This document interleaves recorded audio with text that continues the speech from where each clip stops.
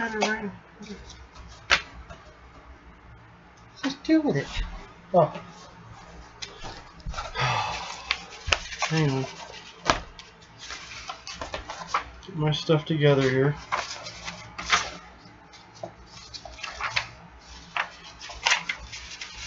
So a lot of people edit out their mistakes. We're keeping it real.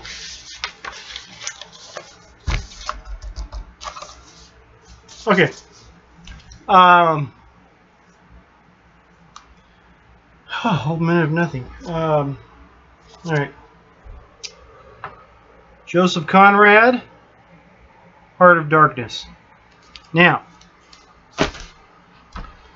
I've been reading a lot of books for entertainment this past couple months.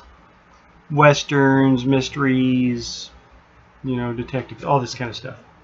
Yeah, it's just basic for entertainment. Sometimes I get a little something out of it, but really it's escapism for a while.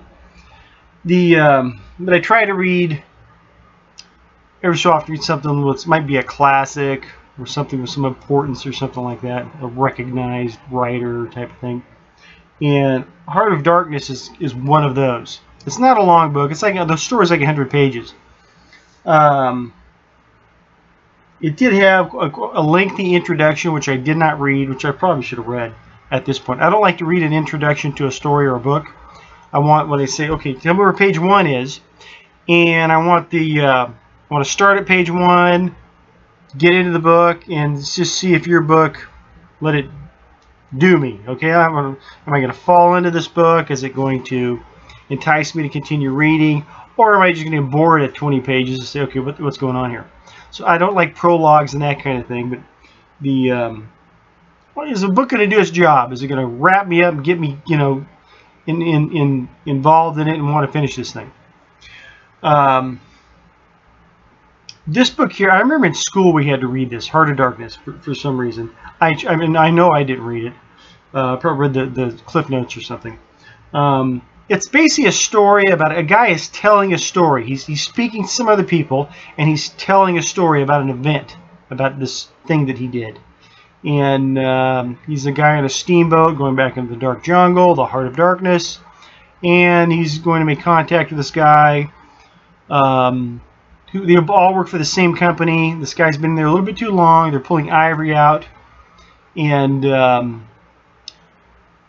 guys they send this guy in because there's this guy that's in it. There's Mr. Kurtz. He's gone native. He's gone rogue, and they say you got to bring this guy home. He's been out there too long.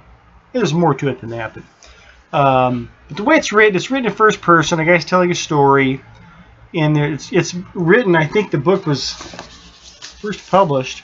It's a very old book, and you can tell by the way it's written. Massive paragraphs. 1902. Yeah. But it's not impossible to read. But it's just not that entertaining. It's not a book for entertainment. And also the way he does quotes, he's speaking in quotes, and then the other people start speaking, and they may be speaking about other people, and kind of gets lost in the quotes sometimes. You don't know who's talking. It really doesn't matter. And I'm not trying to disrespect the book or anything. I know it's considered a classic and all that. It's basically, I believe, this is the premise or the idea behind the movie Apocalypse Now with Martin Sheen and Marlon Brando. If I had to choose between the two, Apocalypse Now, way more entertaining. And you get this, it's the same idea. Marlon Brando's in there, he's been there a little bit too long. It's been years since I've seen the movie. And they send Martin Sheen in there, I think to kill him.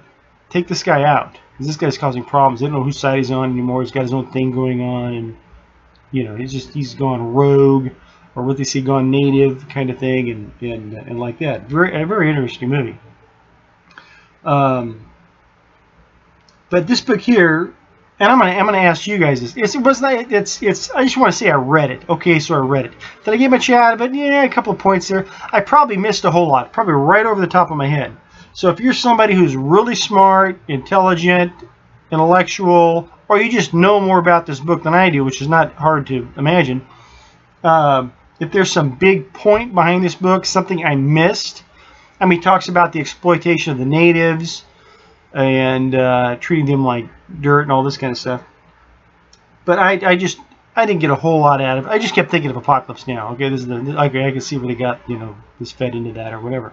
But if you know something about this book that maybe I'm missing, is there something in this book that you could use today and say, there's the point made or the example given here. Look, we've fallen into the same trap. Something like that. Is there something? Can we pull something useful out of this book and show a parallel of maybe something we're doing today? Maybe I missed some big, huge thing in this. I'm just asking. But I need to read some comic books after that. The other thing, the other one I have in my list here, and I know I read this one as a kid, but people talk about this. This I think will be far more worthwhile. Is Lord of the Flies, William Golding. I started about 10 pages, but said, I'm going to wait. But this is, I know this is a good book, but I think I was a kid when I had to read this. And I don't remember anything from being a kid. But if you help me out with Heart of Darkness, it wasn't a terrible read. Should you go out and read it if you haven't read it yet? I'll say I wouldn't waste my time. Or find some clip notes, go to Wikipedia, and just get the summary of the book, and you kind of get the gist of it. It was actually hard to read. It's kind of like sawing a big timber with your toothbrush kind of thing. At times it's like, God, this guy is going on and on.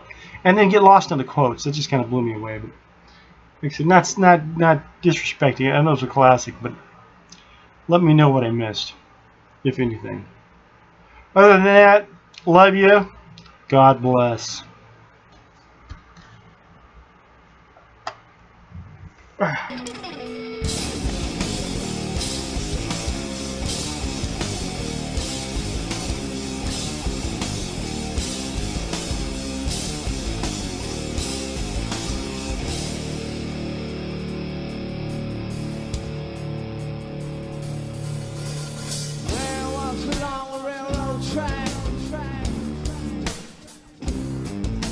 He's going someplace and there's